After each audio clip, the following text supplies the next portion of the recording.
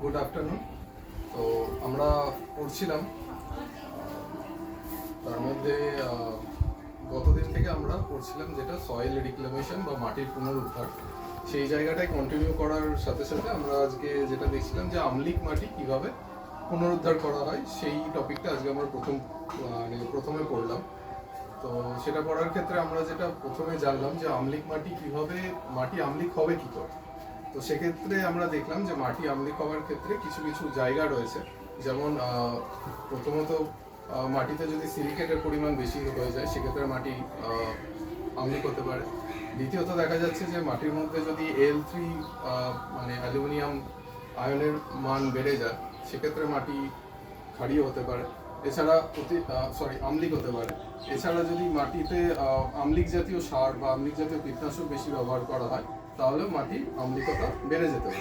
এবার মাটির আম্লিকতা বলতে কত মাটির কোন পরিমাণকে বলা হচ্ছে, মোটামুটি পিএইচ লেভেল 5.5 যদি নিচে থাকে তাহলে সেই মাটিটাকে বলা হচ্ছে আম্লিক ধরনের মাটি।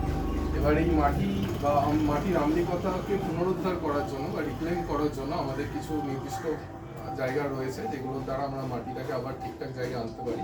তার মধ্যে প্রথমত হচ্ছে যে মাটির মধ্যে ক্যালসিয়াম মেশাতে হবে, ক্যালসিয়াম জাতীয় কোনো বস্তু বা ক্যালসিয়াম জাতীয় সার, অনুজীব যে কোনো কিছু মেশানো যেতে পারে। দ্বিতীয়ত আম্লিকতা সহ্যকারী যে সমস্ত ফসলগুলো রয়েছে যেমন বেগুন, সরষে এবং আরও কিছু উদাহরণ রয়েছে, সেই জাতীয় ফসলগুলোকে বেশি ব্যবহার করা এবং খুব বেশি আম্লিক জাতীয় সার বা কীটনাশক বা রাসায়নিক সার এগুলো যাতে কম ব্যবহার করা হয় সেই দিকে নজর রাখা। বেসিক স্ল্যাগ থাকে যে রাসায়নিক সারের ক্ষেত্রে আমরা পাই সেইটাকে ক্ষারীয় স্ল্যাগ যদি আমরা ইউজ করতে পারি তাহলে মাটির আম্লিকতার সাথে সেটা নিউট্রালাইজ করতে পারে। এইভাবে আমরা প্রথমে জানলাম যে মাটি কিভাবে আম্লিক হয় এবং মাটির আম্লিকতাটাকে কিভাবে আবার রিক্লেম বা পুনরুদ্ধার করা যায়। এই গেল আমাদের প্রথম টপিক। দ্বিতীয়ত আমরা বিভিন্ন হর্টিকালচারের চাষগুলো করছিলাম, সেই জায়গাটাকেই কন্টিনিউ করার জন্য আমরা আজকে পড়লাম যে পেয়ারা চাষ কিভাবে হয়। বিশেষত আমরা আরও স্পেসিফাই করলাম যে ওয়েস্ট বেঙ্গলের আন্ডারে পেয়ারা কিভাবে চাষ হয়, কী কী জাত চাষ হয়, তার মাটি কেমন, তার কোন আবহাওয়াতে হয়, এছাড়া কী কী জাত, তার অন্তর্বর্তী পরিচর্যা কেমন, তার মধ্যে কী কী কীটনাশক, এই সমস্ত আস্তে আস্তে এক এক করে জানলাম। প্রথমে যেটা জানলাম যে আমরা কী কী জাত এখানে মোটামুটি চাষ করা হয় পেয়ারার ক্ষেত্রে। তার মধ্যে কয়েকটা জাত যেমন জানলাম, যেমন লখনৌ 49 যেটাকে আমরা শর্টে L49 বলছি। এছাড়া একটা খুবই পরিচিত জাত যেমন বারুইপুর, এলাহাবাদ সফেদি, চিট্টিদার। এই ধরনের বিভিন্ন পেয়ারার জাতগুলো পশ্চিমবঙ্গে খুব ভালো ফলন দেয়। দ্বিতীয়ত আমরা বললাম যে পেয়ারা ফলন হওয়ার জন্য কি ধরনের আবহাওয়া প্রয়োজন। আবহাওয়ার ক্ষেত্রে দেখা যাচ্ছে যে পেয়ারার জন্য উষ্ণ আর্দ্র আবহাওয়া প্রয়োজন এবং শীতের মৌসুমটা যদি প্রকট হয় তাহলে পেয়ারার ফলন আরো বেশি বৃদ্ধি পায়। এবার এই ক্ষেত্রে আমরা জানতে পারলাম যে পেয়ারার ফলন মোটামুটি দুভাবে হয়, একটা বর্ষাকালে বা ওই বর্ষা শরৎ এবং আরেকটা শীতকালে একটা ফসল হয়। এবার বর্ষাকালের ফসলটার গুণগত মান তুলনামূলক একটু খারাপ হয়, কারণ তার মধ্যে পানসে ভাব এবং মিষ্টির পরিমাণটা সামান্য কম হয় জলের কারণে। তুলনামূলকভাবে শীতকালের যে পেয়ারাটা তৈরি হচ্ছে বা পেয়ারা যে ফলনটা হচ্ছে সেটা আর গুণগত মান, মিষ্টি এবং এই গুণগুলো একটু ভালো থাকে। তারপরে পয়েন্ট হিসেবে আমরা দেখছিলাম যে মাটি কেমন হবে। এক্ষেত্রে আমাদের শুষ্ক ঝুরঝুরে মাটি প্রয়োজন এবং যার মধ্যে প্রচুর পরিমাণে মাইক্রো অর্গানিজম এবং ফলের ক্ষেত্রে নাইট্রোজেন, ফসফরাস, পটাশিয়াম দোআঁশ মাটি সঠিক মিশ্রণ সহ যে দোআঁশ মাটি, সেই মাটিটা আমাদের প্রয়োজন। মাটির ক্ষেত্রে ছিল এটা। মাটির পরে আমরা দেখছিলাম আর সই, হ্যাঁ, রোপণ কিভাবে করব। তো পেয়ারা ফলের ক্ষেত্রে রোপণের ক্ষেত্রে আমরা জানতে পারলাম যে মোটামুটি 6 মিটার ডিস্টেন্সে এক একটা গাছকে বসানো যেতে পারে এবং প্রত্যেকটা গাছ বসানোর ক্ষেত্রে প্রথমে 1 কিউবিক মিটারের একটা গর্ত খুঁড়ে নিতে হবে। সেই গর্তের মধ্যে আমরা 250 গ্রাম ফার্মিয়ার ম্যানিওর, তার সাথে কিছুটা এসএসপি এবং 25 কেজি ফার্মিয়ার, ওই লেখা আছে ওই যে সই, 25 কেজি ফার্মিয়ার ম্যানিওর, 500 গ্রাম এসএসপি বা এসএসপির বদলে হাড় গুঁড়ো এবং 15 গ্রাম ফুয়ার ডাউন ওই মাটির সাথে মিশিয়ে গর্তটাকে আবার ভরাট করে দিতে হবে। এবার এক্ষেত্রে আরো জানার বিষয় এক্সট্রা হিসেবে জানা যায় যে কেন আমরা ফার্মিয়ার্ড ম্যানিওরটাকে এইভাবে ইউজ করছি।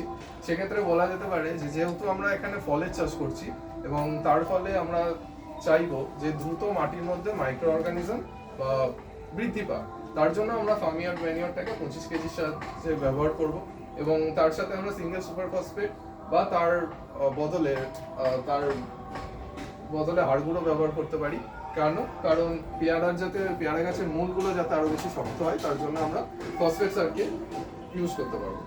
এবার তার সাথে সাথে যে প্রাথমিকভাবে আমরা যে চারা গাছটা পুঁতছি তাতে যাতে কোনো অতিরিক্ত রোগ পোকার আক্রমণ না হয় বা ফাঙ্গাস না অ্যাটাক করে, তার জন্য আমরা 15 গ্রাম ফিভাডন ইউজ করতে পারি। তো এইভাবে আমরা একটা ওই 1 মিটার গর্ত করে তার মধ্যে মাটি চাপা দিয়ে একটা স্টেজ মতো তৈরি করে তার উপরে গাছটাকে রোপণ করা যায়। এইভাবে গাছ রোপণ করা হয়। এরপরে আমাদের ছিল অন্তর্বর্তী পরিচর্যা, আইএনএম এরপরে ছিল আইএনএম বলতে আমরা কিভাবে আমরা নিউট্রিয়েন্ট ম্যানেজমেন্ট করব। সেক্ষেত্রে আমরা দেখলাম যে প্রাথমিকভাবে যে ওই গাছটা 1 বছর হওয়ার পর সেখানে 10 কেজি ফার্মিয়ার্ড ম্যানিয়ার, 55 গ্রাম ইউরিয়া, 150 গ্রাম এসএসপি, 40 গ্রাম এমওপি, এই একটা রেশিও ধরে, এই একটা হিসাব ধরে প্রতি গাছ অনুযায়ী প্রত্যেকটা হিসাবে এই ধরনের যদি আমরা ব্যবহার করতে পারি এবং পরবর্তীকালে অগস্ট এবং জানুয়ারি মাসে 25 ফলন্ত গাছে যেহেতু মাইক্রো নিউট্রিয়েন্ট বেশি লাগবে, তার জন্য মাইক্রো নিউট্রিয়েন্ট যাতে আরো বেশি পরিমাণে গাছ গ্রহণ করতে পারে, তার জন্য প্রধানত এনপিকে জাতীয় সার, যেমন এখানে 120 গ্রাম নাইট্রোজেন, 160 গ্রাম পি এবং 160 গ্রাম পটাশ হিসেবে আমরা 25 কেজি ফার্মিয়ার্ড ম্যানিওরের সাথে আমরা ব্যবহার করতে পারি। এটা ফলন্ত গাছের জন্য। এবং ফুল আসার সময় আমরা আলাদাভাবে কিছু সার এই একই রেশিওতে বিভিন্ন আলাদা আলাদা রেশিওগুলো রয়েছে, সেগুলো আমরা ব্যবহার করতে পারি। এটা হচ্ছে ইন্টিগ্রাল নিউট্রিয়েন্ট ম্যানেজমেন্ট বা আইএনএম গেল। এরপরে আমাদের আসছে অন্তর্বর্তী পরিচর্যা বা অন্তর্বর্তী ফসল। এবার বলা যাচ্ছে যে যেহেতু এটা ফলের গাছ, সারা বছর ধরে ফল দেবে এরকম কোনো মানে নেই এবং বিশেষ কিছু অংশ বা বছরের বিশেষ কিছু সময় থাকবে যেগুলোতে আমাদের ফলন থাকবে না। সেই সময় চাষির যাতে লাভবান থাকে বা চাষি কিছু করতে পারে, তার জন্য বিশেষ কিছু গাছ ওই 6 মিটার যে ডিস্টেন্সটা ছিল সেই ডিস্টেন্সের মধ্যে আমরা বিভিন্ন গাছগুলোকে বসাতে পারি। তার মধ্যে সিংহপত্রীয় বিভিন্ন গাছগুলো রয়েছে, যেমন সূর্যমুখী রয়েছে, বিনস রয়েছে, গম রয়েছে, আরো কিছু কিছু গাছগুলো রয়েছে যেগুলোকে আমরা ওই 6 মিটার ডিস্টেন্সে পুরো বাগানটার মধ্যে ব্যবহার করতে পারি। এবং ফলের মধ্যে পেয়ারা গাছের অন্তর্বর্তী ফসল হিসেবে পেঁপে আনারস গাছগুলো আমরা ফলন করতে পারি। এগুলো অন্তর্বর্তী ফসল হিসেবে, যাতে ওই পেয়ারার ফলনের মধ্যবর্তী সময়গুলোকে আমরা বা মধ্যবর্তী সময়তে চাষি নিজে রোজগারের একটা পথ হিসেবে